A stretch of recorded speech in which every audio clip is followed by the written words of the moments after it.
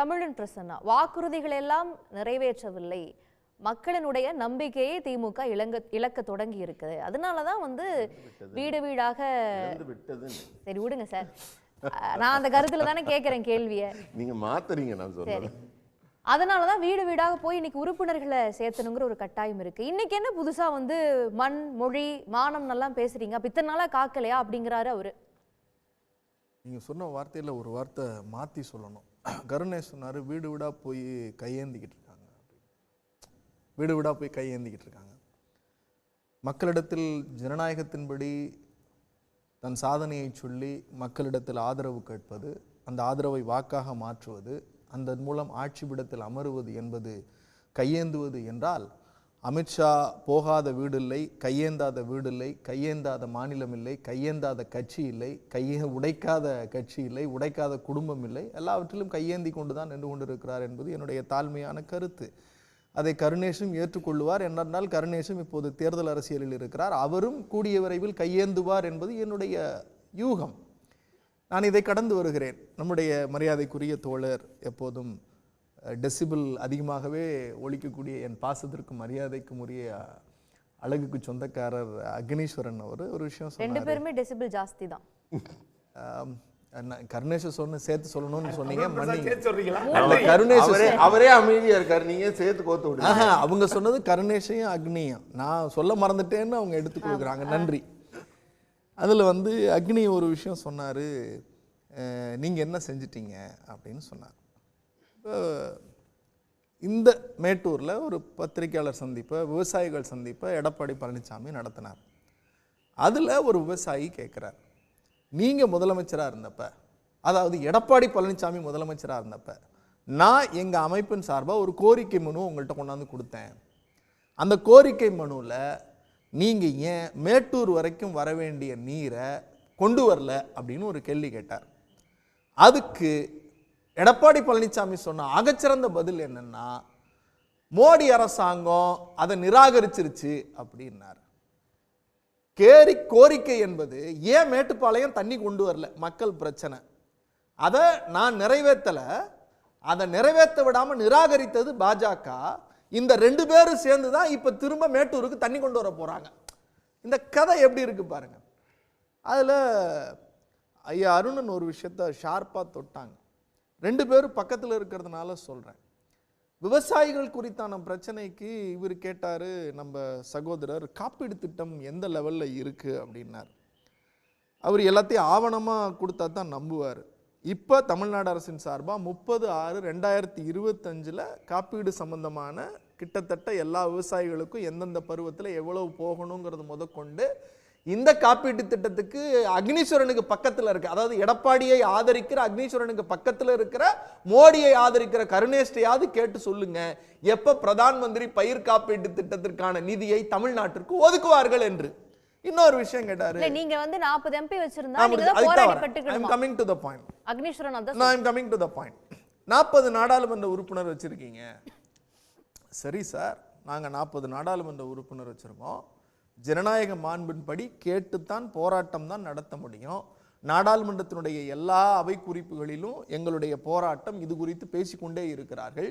குறிப்பாக இந்த விவசாயிகளுடைய நிதியாக இருக்கட்டும், தேசிய குழந்தைகளுடைய வளர்ச்சி நிதியாக இருக்கட்டும், அதை போலவே கல்விக்காக வரக்கூடிய சர்வசிக்ஷன் அபியானுடைய நிதியாக இருக்கட்டும், ஐயா டிஆர் பாலு தொடங்கி, அக்கா கனிமொழி தொடங்கி, அண்ணன் ஆ ராசா தொடங்கி, மரியாதைக்குரிய அண்ணன் திருச்சி சிவா வரைக்கும் 4 பேரும் தனிநபராகவே மசோதாக்களை கொண்டு வந்திருக்கிறார்கள், போராடி இருக்கிறார்கள்.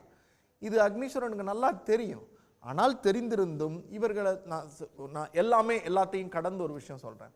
3 கொடுங்கோன்மையான வேளாண் சட்டத்தை ஆதரித்தது யார்? எடப்பாடி பழனிசாமி. அதை கொண்டு வந்தது யார்? கருணேஷ் அவர்கள் ஆதரிக்கிற மோடி சர்க்கார். இந்த மோடி சர்க்கார் கொண்டு வந்த அந்த 3 வேளாண் சட்டத்தை மனசாட்சியை கலட்டி வைத்துவிட்டு பொது வெளியில் இது நல்ல சட்டம் என்று பட்டயம் கொடுத்தது எடப்பாடி பழனிசாமி. அந்த சட்டத்தினுடைய அடிப்படையில் தான் அடிப்படை ஆதார விலையை இன்றைக்கு வரைக்கும் இந்தியா முழுவதும் நடைபெறாமல் இருந்து உச்சநீதிமன்றம் போய் அதை தூக்கி குப்பையில போட்டுச்சு. அது வரைக்கும் எடப்பாடி பழனிசாமி முதலமைச்சரா இருக்கிறப்ப அப்போதைய தலைவர் அண்ணாமலை சொன்னாரு, ஒரு புள்ளி கமா கூட நாங்க மாத்த மாட்டோம் சொன்னாங்களா? மக்கள் விரோத போக்கை நீங்கள் செய்ததால் தான் தமிழ்நாட்டுல கிழிச்சு தூக்கி போடுறாங்க உங்க 2 பேரையும். இடையில ஒரு நாடகம் நடத்துனீங்க. அவர் சொன்னார், இன்னைக்கு நான் அதுக்கெல்லாம் போலங்க.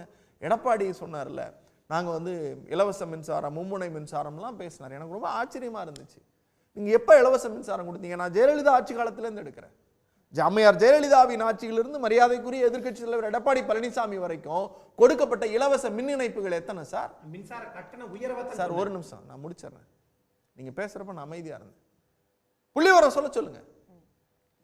ஜெயலலிதாவின் ஆட்சியிலிருந்து மாண்புமிகு எதிர்க்கட்சி தலைவர், நான் மாண்புமிகுன்னு தான் சொல்றேன், எதிர்க்கட்சி தலைவர் எடப்பாடி பழனிசாமி ஆட்சியில் கொடுக்கப்பட்ட மின்சாரங்களுடைய எண்ணிக்கை, இலவச விவசாயிகளுக்கு கொடுக்கப்பட்ட இலவச மின்சாரத்தினுடைய எண்ணிக்கை பொதுவான கட்டணத்தின் மேல கேள்வி கேட்கிறேன். நான் அடுத்துக்கு வரேன்.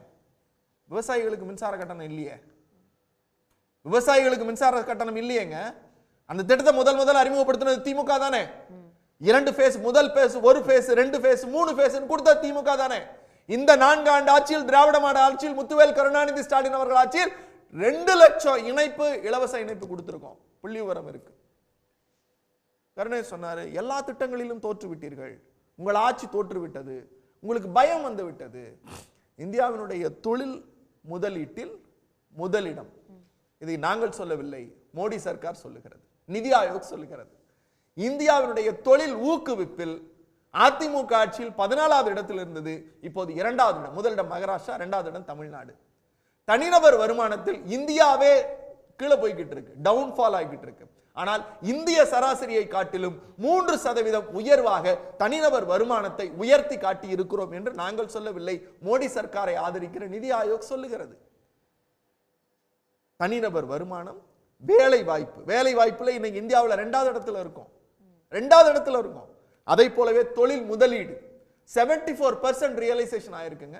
4 நாளைக்கு முன்னாடி டைம்ஸ் ஆஃப் இந்தியால சென்டர் பேஜ் ஆர்டிகல் வந்துச்சு. அதை மறுக்க மாட்டாருன்னு நினைக்கிறேன். 74% ரியலைசேஷன் ஆயிருக்கு.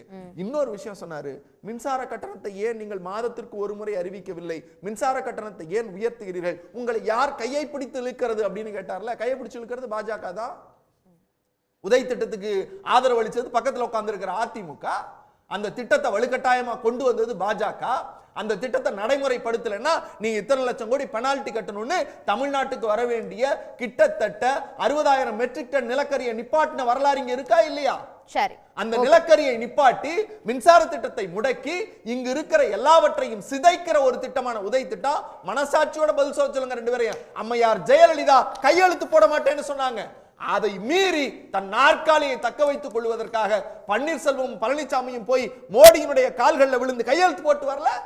இதையெல்லாம் நாங்கள் மீட்டெடுக்கிறோம். இவர் சொல்றாருல, நீங்க செய்யல. ஆமா, நீங்க செய்யல. எங்க பிள்ளைகளுக்கு கல்வி நிதி நீங்க தரல. என் முதலமைச்சர் சொன்னார், முத்துவேல் கருணாநிதி ஸ்டாலின் சொன்னார், 2000 கோடியில நீ 5000 கோடியில 10,000 கோடி கொடுத்தாலும் இந்திய ஏத்துக்க மாட்டேன், புதிய கல்வி முடிச்சார, புதிய கல்விக் கொள்கை ஏத்துக்க மாட்டேன், என் மக்களுக்கு நானே நிதியை ஒதுக்குறேன்னு இந்த பட்ஜெட்ல 5000 கோடி ஒதுக்கி இருக்காருல்ல சார். இதை நாங்க நடத்துறோம். நீங்க நிதி கொடுக்கல. நிதியில் பாரபட்சம், நிதி ஒதுக்குவதில் முறைகேடு. சமஸ்கிருதத்துக்கு இந்திக்கு கோடி கோடியா கொட்டுவீங்க, தமிழுக்கு கொட்ட மாட்டீங்க. நீங்க சொல்றல 75 ஆண்டு காலமாக நீங்க தூங்கி கொண்டிருந்தீங்களா? 75 ஆண்டு காலம் தூங்கி கொண்டிருந்தீர்களான்னு சொல்றல. காலம் காலமாக ஆரியம் தன்னுடைய பூனை வேலையை செய்து கொண்டே இருக்கும். அடிப்பதுதான் எங்கள் வேலை. உடனுக்குடன் செய்திகளை தெரிந்து கொள்ள சன் நியூஸ் பெல் ஐகானை கிளிக் பண்ணுங்க.